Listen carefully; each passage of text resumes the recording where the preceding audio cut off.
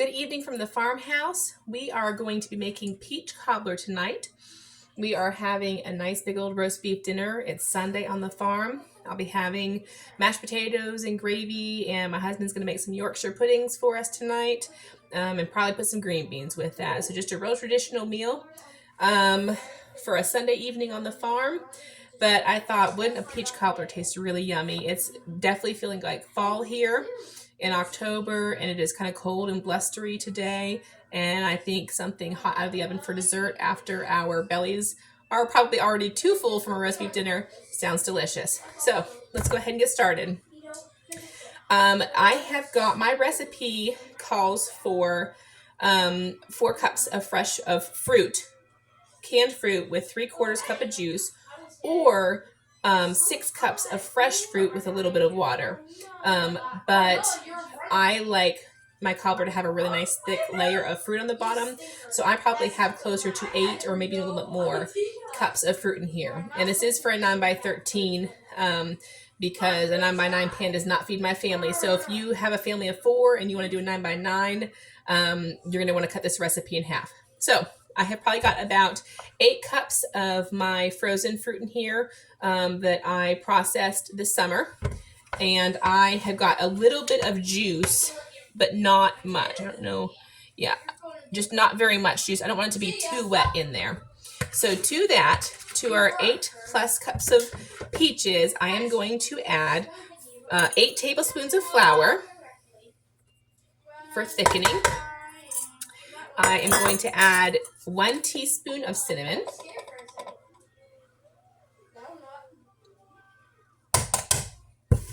and 2 cups of sugar. Remember, this is for a 9x13 pan. Okay, and that's it for the fruit portion. So just go ahead and stir that up to make sure to coat the fruit evenly. You don't want glops of flour or pockets of sugar in there. And because the sugar is in there, and because you have the juice from the peaches, it mixes up really easily. That sugar breaks down the fruit and the other ingredients almost immediately. So once you don't see any little pockets of flour, everything seems to be mixed, you're going to go ahead and plop that in your pan. You can grease it. I think my recipe does say to, but really there's so much moisture in it that I don't have problems in it. But if you want to hit that with some cooking spray ahead of time, that's fine too. So I'm going to go ahead and put that in my 9x13 pan.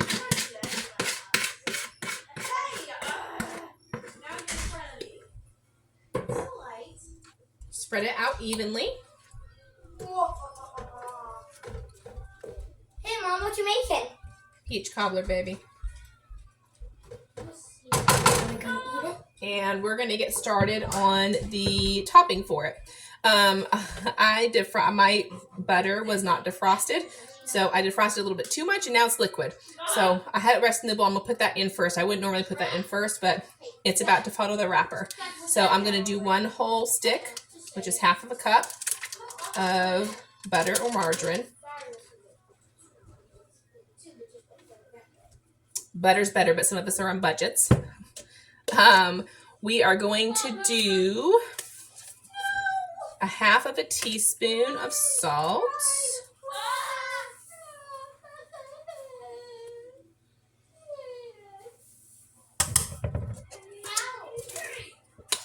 We're going to do 2 cups of flour.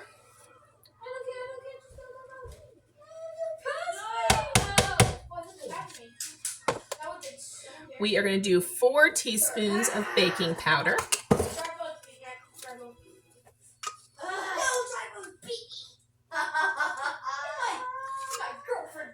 This recipe comes from an old cookbook that my Grandma O had given me, but I believe that the cookbook was actually my great-grandma's, and I'm not sure if somebody passed it on down to her.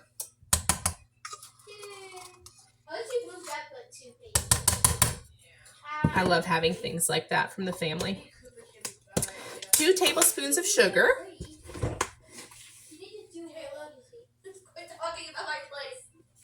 I got more water for us. Okay. Now, I am just going to take the same spoon because ain't nobody got time for extra dishes. And we're going to give that a little stir. Kind of combine your dry ingredients plus the butter that we're cutting in at the same time. The nice thing about defrosting my margarine just a little bit too long is that it mixes up so much easier and I don't have to actually cut it in. Like it's already making a crumble. Okay, so once you have that mixed together and your butter's in there kind of crumbly and not big old chunks of it. Now my recipe calls for 3/4 cup of milk. However, when I defrosted these peaches, there was a lot of juice in the bottom and I don't like to waste stuff like that. So I actually put some of the juice in my cup and then filled the rest of the way up with 3/4 with milk until I reached 3/4. So we're gonna put that in there now, kind of like a peach milkshake, melted peach milkshake. And we're gonna give that a stir. Now this is gonna be thick because what you're essentially doing is taking biscuits, a biscuit recipe. This is actually a shortcake recipe, but it's gonna almost be like a wet biscuit kind of feel to it. And I'll show you it in just a second. And same thing, this really doesn't take long to incorporate, especially if you mix those dry ingredients together real quick, then you don't have patches of baking powder, patches of salt in there. Everything is already mixed together. Okay, so this is kind of the consistency that you're gonna have. It's gonna stick to your spoon, but it's also gloppy. Like I'm about to get my hands real messy putting this in. So now that we have all of our ingredients in there, we are going to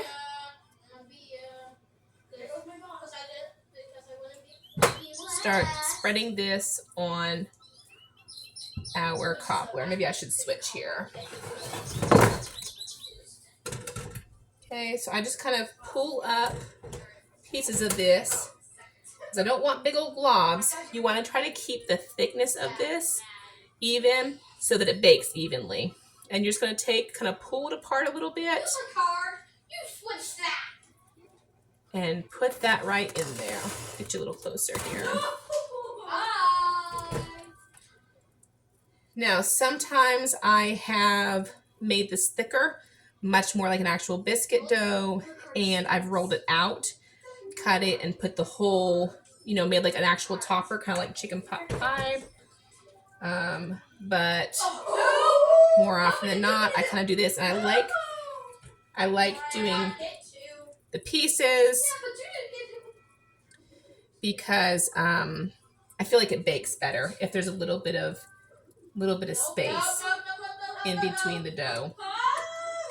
Please excuse the noise. It's a dreary day here. The kids asked to watch a show, and I said no. So they opted. They bribed me instead with some Mario Kart. And I thought, well, at least they're actually doing something, playing together, spending time. A little more active than just staring at a television screen, I guess. So that's what the noise level is. I also try to make sure that I don't make my glops, whatever you want to call these, too big. What do you mean? Just quit talking about my plate. Just makes me feel worse. And so you can kind of see what I'm doing here. And I'm just going to keep doing that for the rest of the pan. All right, y'all, here it is. Look how pretty that biscuit is browned up on top, that shortbread recipe. You can see the golden peaches in its thickened juice underneath. I baked it at 400 degrees, about 30 or 40 minutes.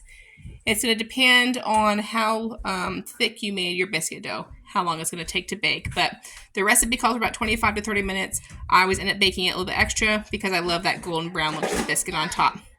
All right, I hope that you get to make this, and I hope you enjoy.